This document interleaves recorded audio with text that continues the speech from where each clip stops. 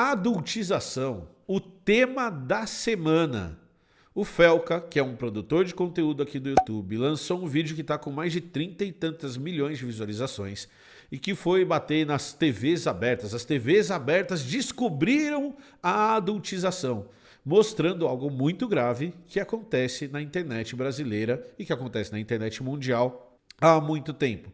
Que para quem produz conteúdo ou para quem é um pouco crítico em relação ao conteúdo que é produzido no Brasil, não é uma novidade, mas é muito importante o vídeo dele trazer isso para uma luz que a maioria das pessoas não estava enxergando. Então, o vídeo dele é fundamental para chamar a atenção para um fenômeno não exclusivo no Brasil, que é muito frequente na internet. E a gente vai conversar aqui no Blá Blá sobre 2 pontos importantes. Então não vai embora, fica aqui no vídeo com a gente. Eu sou Emílio Garcia, você está aqui no Blablalogia e a gente também fala de política, a gente também fala de sociedade, a gente fala de ciência aqui no nosso canal. O primeiro ponto que eu quero trazer é em relação à tal da adultização que o Felca trouxe. E aqui tem um tema importante, tem uma base importante que eu já falei no Blá Blá outras vezes, que eu já discuti com o Pirula lá nos 3 Elementos, ou no Café com Que lá atrás, é que a internet ela não inventou praticamente nada de novo, nem o fenômeno de adultização. Então, para você que está assistindo que é da década de 90, que teve adolescência na década de 90 como eu, é só você lembrar que quando o El Chan fazia sucesso nas tardes de domingo, era muito comum a gente ver crianças muito pequenininhas dançando e rebolando na boquinha da garrafa com roupas mínimas. Então essa adultização, essa venda da criança, essa sexualização da criança, ela não é uma novidade que foi criada pela internet. E isso é muito importante da gente entender, que a exposição de corpos de crianças, ela acontecia na TV aberta, nos programas que tinham mais audiência do Brasil e que estavam buscando audiência no Brasil. Se vocês lembrarem, tinha o Mini Chan, que tinha o Jacarezinho, que tinha a Carlinha Pérez, que tinha as miniaturas dos dançarinos principais do El Chan. E aqui eu só tô dando um dos exemplos. Você pode pegar o outro exemplo brasileiro muito comum, que é a Simone. A Simone começou no Balão Mágico muito pequenininha e passou por um processo ao longo da década de 80 e de 90 de sexualização gigantesca que resulta em alguns casos muito importantes da vida dela e que vão resultar na vida dela do jeito que é hoje. Eu não estou julgando a vida da Simone, por favor, não me entenda errado. Ou a gente pode falar da Xuxa começando na Manchete com 15 anos de micro short se apresentando para crianças de manhã, e aquele figurino ele era qualquer coisa menos relevante para as crianças do figurino de manhã. Você pode pegar atrizes da Globo que eram extremamente sexualizadas e que se esperava a virada da idade para posar nua na principal revista, na Playboy, da década de 80 e na década de 90. Então, esse fenômeno de sexualização de crianças, principalmente de mulheres, de meninas,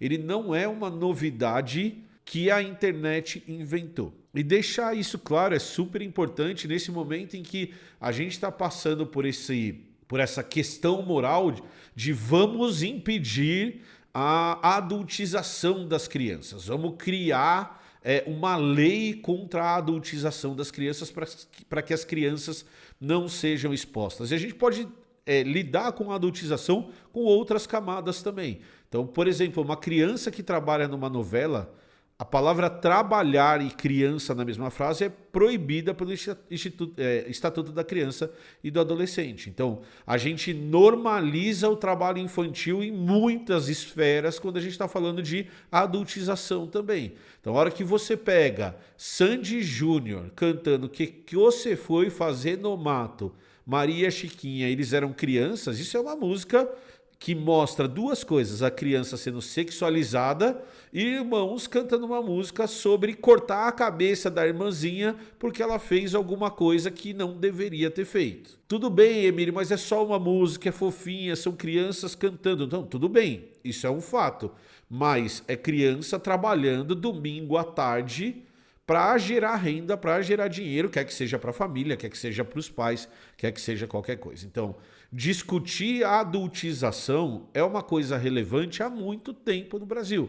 Discutir regras para a adultização é uma coisa muito relevante para a gente falar sobre como a gente lida com crianças no Brasil, e isso não é uma invenção da internet. E por que deixar isso claro é importante? Porque a gente está vendo, principalmente no Congresso Nacional, ligado à direita, um processo de despolitização e de proteção das big techs em relação a isso. Então eu transformo a adultização, transformo o que o Felca falou no vídeo, transformo aquele conteúdo num mero conteúdo de adultização. Então tá bom, então a gente precisa discutir como proteger as nossas crianças desse processo de que os corpos das crianças eles estão sendo vendidos da maneira com que são vendidos nas redes sociais. O que eu quero deixar claro é que esse processo ele é anterior. Então o que acaba acontecendo nesse momento é que o componente novo da adultização, que o Felca fala muito bem no vídeo dele, por isso que esse vídeo aqui não é uma crítica ao Felca,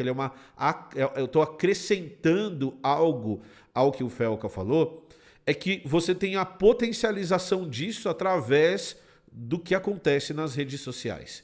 Então, a partir do momento em que você tem o fenômeno das redes sociais e principalmente a monetização causada em cima desse fenômeno, como um player dessa história, como um jogador dessa história, você acrescenta uma camada extra a essa discussão. Então, se antes você tinha a adultização dessas crianças por N razões, mas inclusive por razões econômicas, agora você tem um jogador novo que participa disso ativamente através do algoritmo, e aqui a gente vai discutir e vai, de novo, acrescentar a ideia de algoritmo do Felca, que são as redes sociais que geram audiência em cima dessa adultização. E o que é mais importante para você que está assistindo entender é que vendem propaganda a partir dos números gerados por essa adultização. E por isso não combatem esse processo de adultização.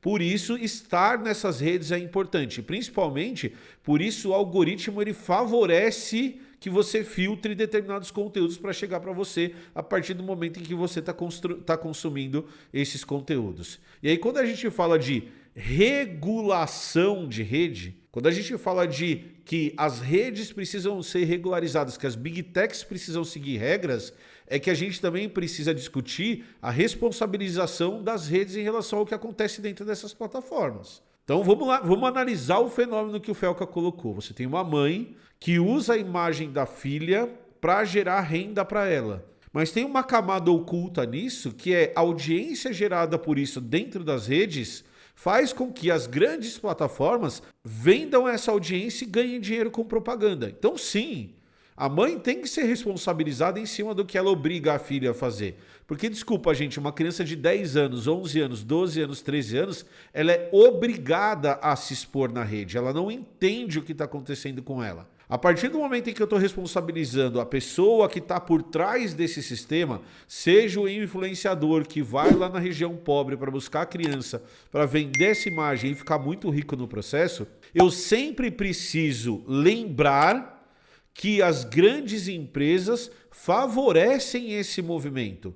Elas pagam por esse movimento. Elas permitem que esse conteúdo esteja na rede delas, sem o menor tipo de controle. Seja o conteúdo da criança se expondo, do pai expondo a criança, do responsável expondo a criança, seja o comentário do Clube do P, que está ali se propondo a vender conteúdo do Clube do P para quem aparecer. E em nenhum momento você vê o processo de regulamentação ou a discussão ser levada para a responsabilização das big techs. Qual que é o papel da Meta nessa história?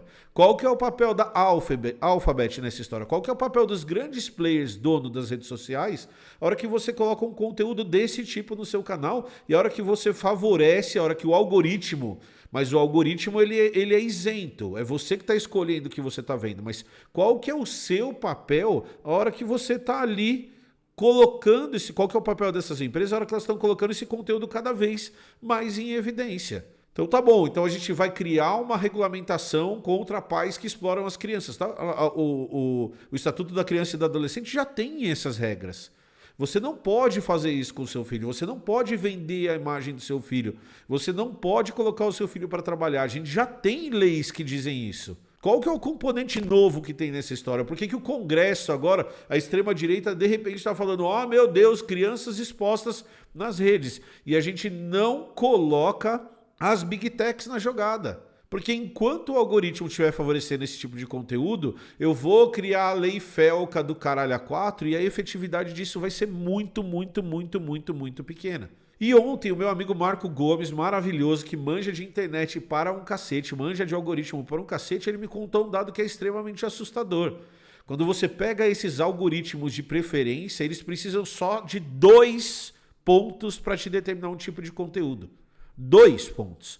O que isso quer dizer? Quer dizer que se você fizer o que o Felca fez, você cria um conteúdo, e aí você cria uma página nova no Instagram, no Facebook, onde quer que seja, aqui no YouTube, você vai lá e clica, curte uma foto, por exemplo, de uma criança dançando, aí o algoritmo vai te mostrar um monte de coisas aleatórias. A próxima foto que você clicar, se for de uma criança dançando, a partir desses únicos 2 pontos, o algoritmo já vai direcionar você para esse tipo de conteúdo. E a partir desse ponto, você só vai consumir aquilo, ou em grande maioria vai consumir aquilo. E aí, quanto mais vezes você for clicando nesse tipo de conteúdo, mais você vai treinando o seu algoritmo a achar fotos de crianças em situações que são vexaminosas para a criança e que você, adulto, não deveria estar vendo. Então dizer que isso é responsabilidade da pessoa que está vendo aquilo é uma verdade, mas dizer que o algoritmo também tem responsabilidade, e principalmente, eu vou repetir, porque isso é muito importante nessa discussão, e principalmente o fato dessas redes comercializarem essa audiência faz com que elas também sejam responsáveis por esse processo de adultização. Faz com que elas também sejam responsáveis por essa exposição. Faz com que elas também sejam responsáveis pelos crimes que acontecem por causa dessa exposição. A partir do momento em que todo mundo sabe que um determinado tipo de comentário é um comentário de alguém que é P, por que que isso ainda acontece na rede dos caras? Ah, não, é porque GIF é difícil de achar. Ah, não, porque... Não, gente. Não é isso. É porque ganha-se muito dinheiro com essa audiência. Muito dinheiro. Ah, Emílio, mas esse ganho de dinheiro não é direto. Esse ganho de dinheiro é indireto. E aí? E aí que esse ganho de dinheiro é indireto? Isso justifica ter esse tipo de conteúdo no canal? Ah, não, mas o cara ele fica mais tempo dentro do Instagram e aí o Instagram oferece propaganda para ele. Tá bom. Então, a justificativa é... Eu tenho esse tipo de conteúdo na minha rede, o P vai lá e assiste esse tipo de conteúdo e eu ofereço propaganda para ele de uma garrafa de água. Então a audiência gerada também é negócio para essas grandes empresas. Do jeito que qualquer conteúdo extremo é negócio para essas grandes empresas. Então por que tem conteúdo de terraplanismo nesses lugares? Por que tem conteúdo anti-vax nesses lugares? Por que tem esses conteúdos que são nefastos para a sociedade? Por que tem criança dançando seminua nesses lugares? Porque isso é um gerador de audiência. É um gerador de audiência. O algoritmo te leva para ver esse tipo de conteúdo se você começar a procurar, como o Felca mostrou brilhantemente.